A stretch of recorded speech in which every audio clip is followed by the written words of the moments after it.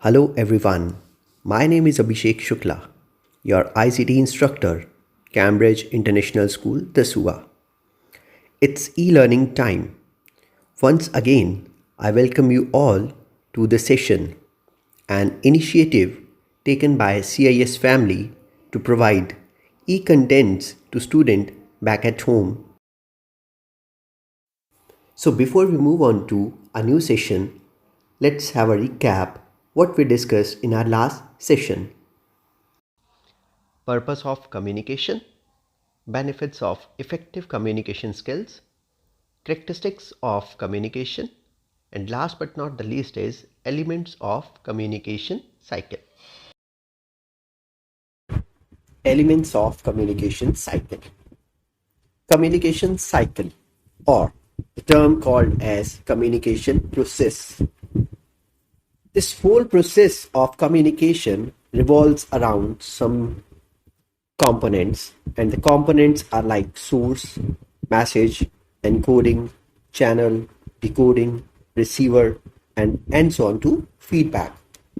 And this is a continuous process of passing message from sender to the recipient, and in between the sender need to select the message or the idea which he or she wants to convey with the receiver or the recipient, and how they can convert or how they can communicate with each other.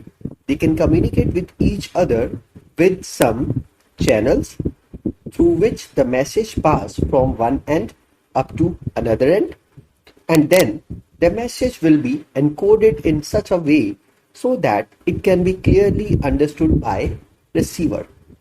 Then receiver get that message, and then receiver decode the message in the form so that they can understand what actually sender wants to communicate. And after getting the message and after decoding the message, it's the job of the receiver to send the feedback to the sender. And to send the feedback to the sender, receiver also require the right channel. They need to select the right channel by which the receiver wants to send their feedback to the sender. Students, before we move on to the explanation of each and every element of communication cycle in depth, let me take you to the animated word of communication cycle. So let's have a look onto that animation.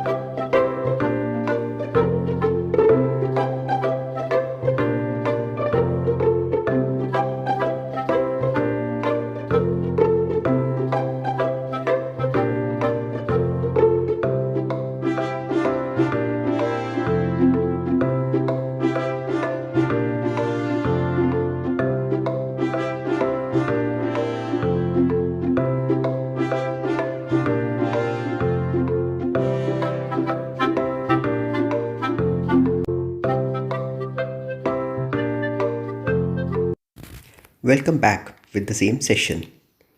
Now I guess you all are having idea that what is the function of each and every element. So let's discuss each and every element of communication cycle in detail. So let's start with the very first element, source. Source, the person who also known as the communicator, the sender and the messenger. And the intention of the source is to pass information or ideas to others.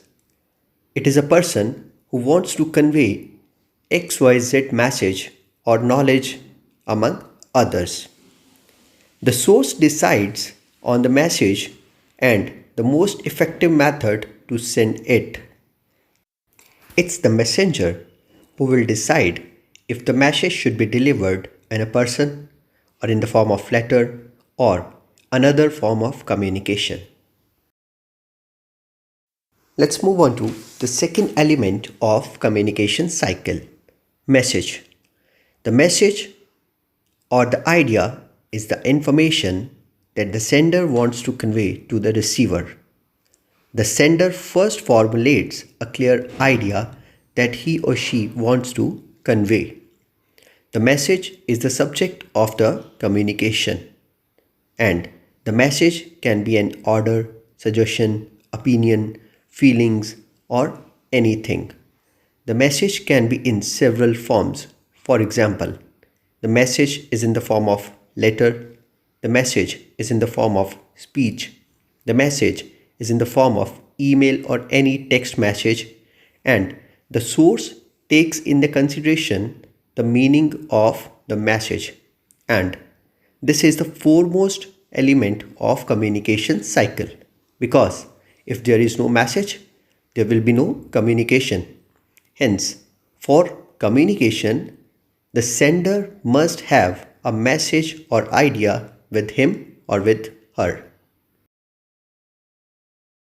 Third element of communication cycle, encoding. It is rightly said, if someone is known as a great communicator, then they are a great encoder.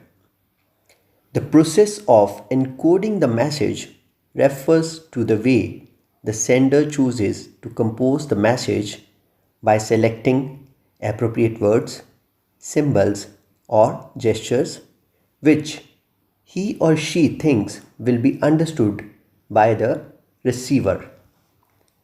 Encoding is the act of assembling the message. The information, thoughts, and ideas are put together in a way for the receiver to understand the message. And this process is also known as the coding of the data, and the coding should be in such a way that it can be clearly understood by both the encoder and the receiver. Next element of communication cycle is channel. Channels are the mediums on which the data will be transferred from sender to receiver. The encoder chooses the channel that will be used for communicating the messages. The channel is responsible for delivering the messages, and the medium or the channel can be anything. It can be a verbal or non-verbal. The channel can be a letter, an email, a phone call, or face to face. The encoder can use the content and purpose of the message to decide the channel to use for delivery. And the communication richness is fully depend upon the selection of a right channel to convey the message.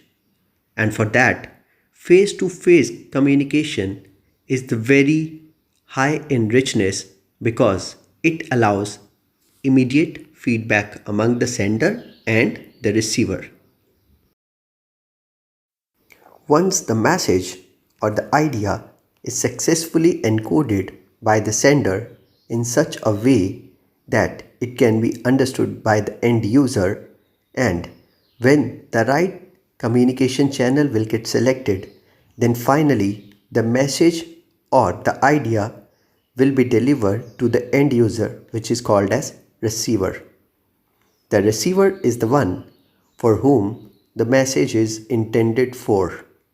The receiver is also known as decoder, and the receiver is responsible for decoding or interpreting the messages sent by the sender. Next element of communication cycle is decoding. Decoding refers to how the receiver interprets and understands the message. It is the process of the receiver interpreting the messages. Reading or listening are a part of decoding the message. Then, the receiver must understand the message in the way it was meant to be interpreted.